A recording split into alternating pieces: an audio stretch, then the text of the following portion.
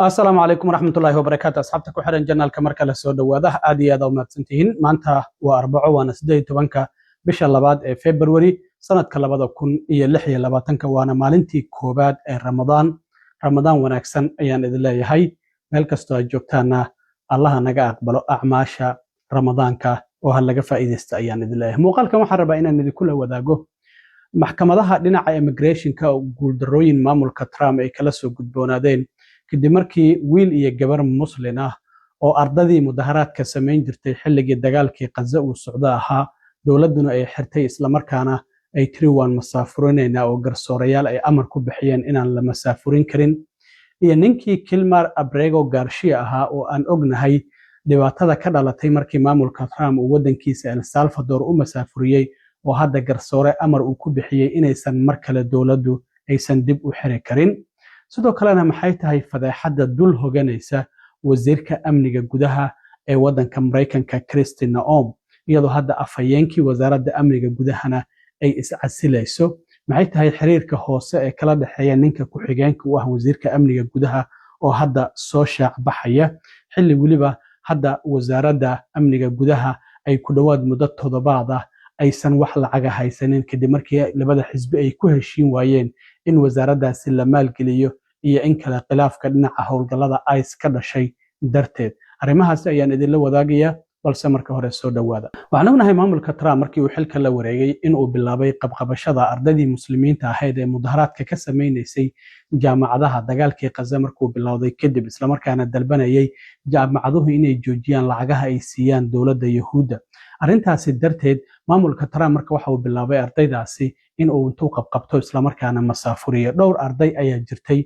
oo xarigoodu uu soo shaabaxay isla markaana warbaahinadu ay si aad ah u hadal hayeen waxa kamid ahaa yarkii Maxamuud Qaliil oo hadda la leeyahay Algeria ayaa laga yaabaa in loo masaafuriyo waxa kamid ahaa ninkan dhalinyarada oo Falastiiniga oo isagana la yiraahdo Muxsin Mahdawi oo 34 jir ah ninkan gobolka Vermont ayaa lagu qabtay bishii Abriil xilli waliba uu u socday interviewgii uu dhalashada Mareykanka uu ku qaadan lahaa ku dhawaad 2 toddobaad markii uu xirnaa ayaana la soo daayay ilaa hadda marka wali maxkamadiisa ayaa socotay arrintaasi sanadkii hore ayay ahayd bishii Abriil ee sanadkii hore 2025 xilliga la xirayo marka hadda garsoore federaal ah ayaa waxa uu yiri wadanka lagama masaafurin karo isagu green card ayuu lahaa markaasi waxa uu dalbanayay dhalashadiisa marka maadaama mudaharaadyadii uu ka qayb galo dadka Falastiiniyiinta taageersan oo ahaa sidaas darteed ayaa wasiirka arrimaha dibadda Marco Rubio waxa uu yiri waxa uu qatar ku yahay siyaasadeena arrimaha dibadda hadda garsoorahan marka waxa uu yiri wadanka lagama masaafurin karo sidoo kale waxa jirtay gabar iyaduna dhiganaysay jaamacadda Tufts University oo PhD diyaarinaysa oo wadanka Turkiga u dhalatay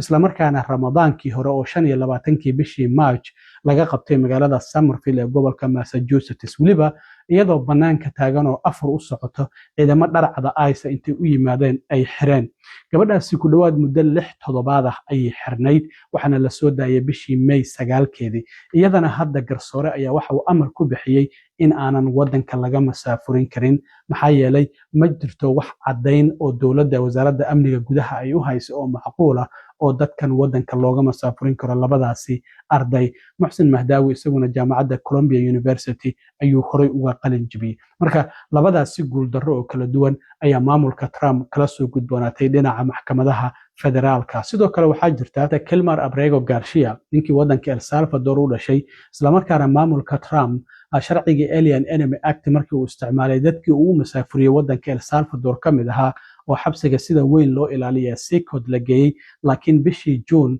ee lixaad dib loogu soo celiyay Mareykanka markii arrintiisa arrin weyn ay noqotay oo xitaa senator Maryland laga soo doortay maadaama Maryland uu deganaa ninkan Kilmer Abrego Garcia inta uu baxay xabsiga ku booqday la soo kulmay dib ayaa loogu soo celiyay Mareykanka dowladuna waa tii ku eedeysan ninkan muqallas ayuu ahaa daroogada iyo dadka iyo caruurta ayuu Mareykanka soo galin jiray intuu xuduudda Mareykanku la wadaago Mexico ka soo wado marka dhowr jeer ayaa dib loo xiray dowladdu waxay ugu hanjabaysay wadan Afrikaana inay masaafurinayso mar Uganda lagu geenayaa leeri mar Eswatini ayaa lagu geenayaa mar wadankaada El Salvador ayaa dib lagu celinaya marka markastaba waa la xirayay waa la soo daynayay hadda marka waxa ay qareenadiisu ay xaqiijiyeen in garsoore la yiraahdo Paula Shinis oo Maryland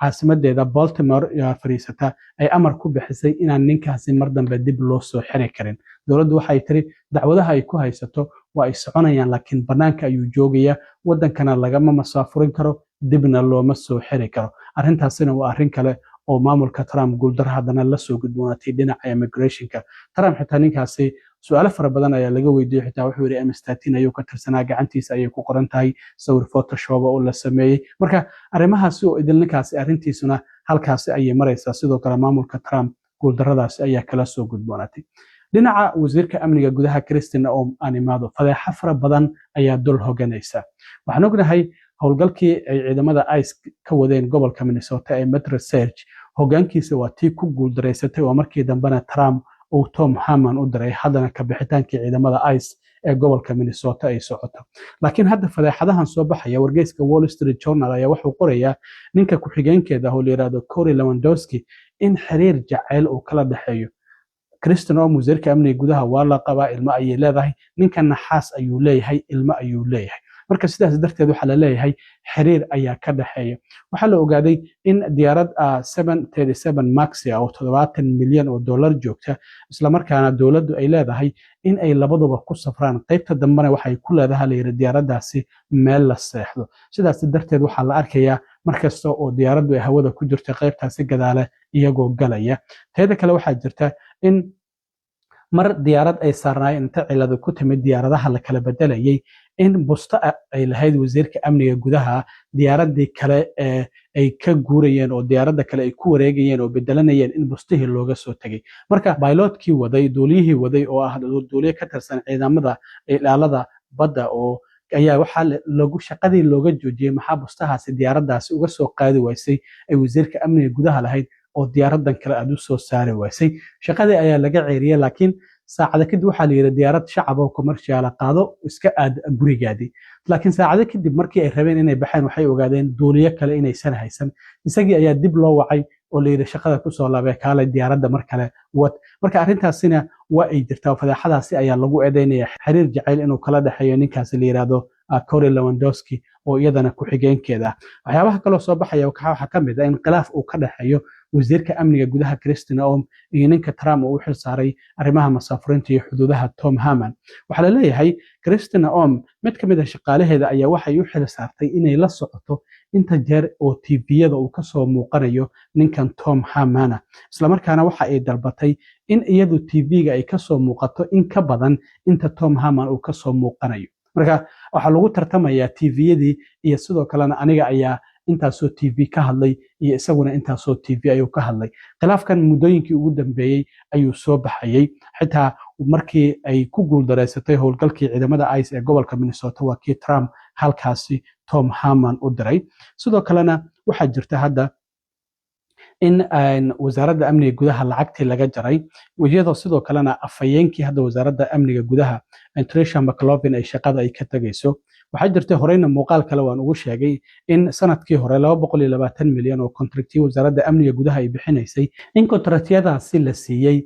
afhayeenka wasaaradda amniga gudaha ninkeeda kambani uu iska leeyahay, waxaana lagu bixinaya xayisiino ay kasoo muuqanaysay wasiirka amniga gudaha. wasiirka amniga gudaha waxaa lagu yaqaanaa in xayisiino kala duwan ay samayso, mar maadaama wasaaraddeeda hay'ado badan ay hoos yimaadaan, mar dharka ciidamada ICE iyadoo ku libisan, mar dharka ciidamada xuduudaha, mar dharka ciidamada ilaalada xeebaha, mar FEMA hay'adda maareynta masiibooyinka. marka lacag fara badan ayaa lagu bixinayay. kontraktiyada dowladdana waa la xayisiyaa, waa loo tartamaa, laakiin in ay siiyeenba afhayeenka aqalka cad,